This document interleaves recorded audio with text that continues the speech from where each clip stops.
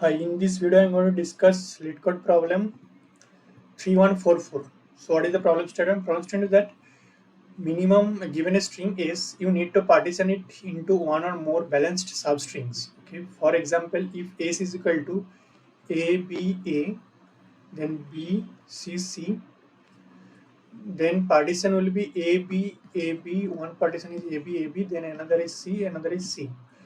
A B A B C, then C, and A B B C are all valid partition, but these are all valid, but they're saying that A B A B C C is not valid. Why?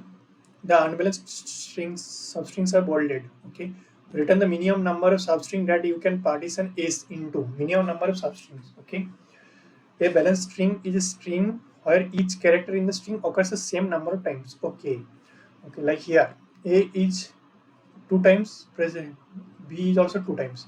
Here C is 1 times, any other not present, so it's okay.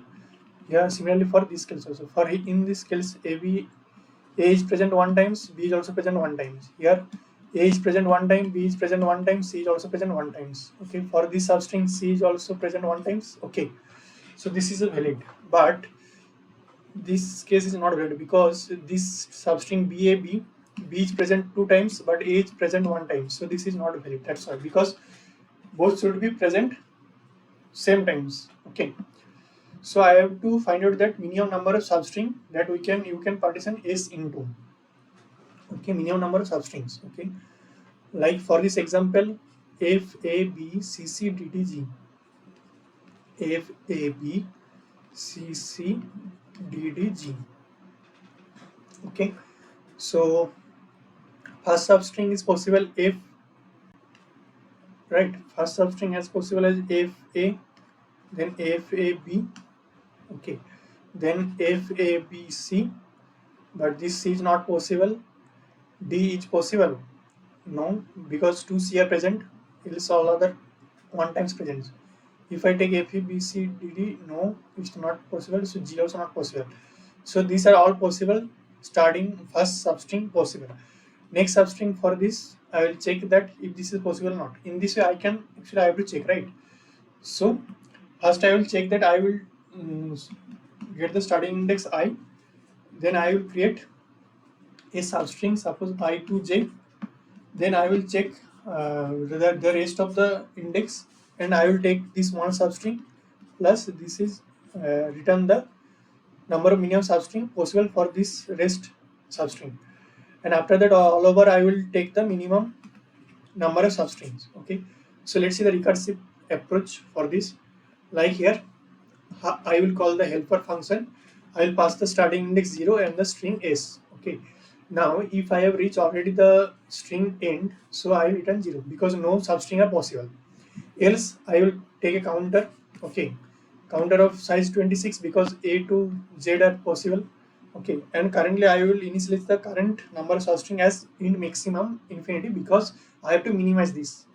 Okay, so what are those possible substring for the current index I to j, right? So j will start from I, and j less than equal to s dot size j plus plus. Okay, so first I will increase the count of the current character is j minus a plus plus. Okay, then I will check that all that currently we are taking that substring, that all character are present same time or not.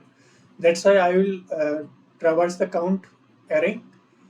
Okay, I'll check the reference value, that if the current reference value is suppose for B character is 2 times, or suppose that if not the same as reference value, then all are not same. So I will mark it as false and I will break from that. And if it is all same, then I will take the current substring as a one partition.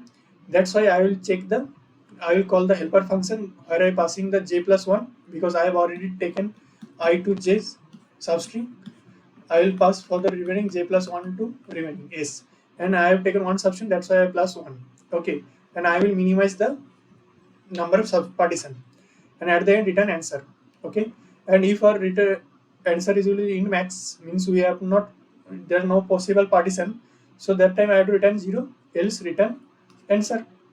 Okay, here I will get TLE because this problem is actually in this recursive function helper. Actually, it's calculating the same problem, same index or same um, string substring many times. So if I somehow pre-calculate this or store the value in somehow, that time it will be give us and we do not have to calculate again, right? So how we convert a recursive function to a memoization?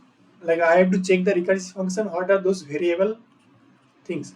So here I is variable, yes, and input one is string. String is variable, no. So I have to somehow store a dp of I have to store, right? So first, how we convert? Let's see the code. I have taken this. So I will create a dp vector of size n, and initially it will be -1. Okay.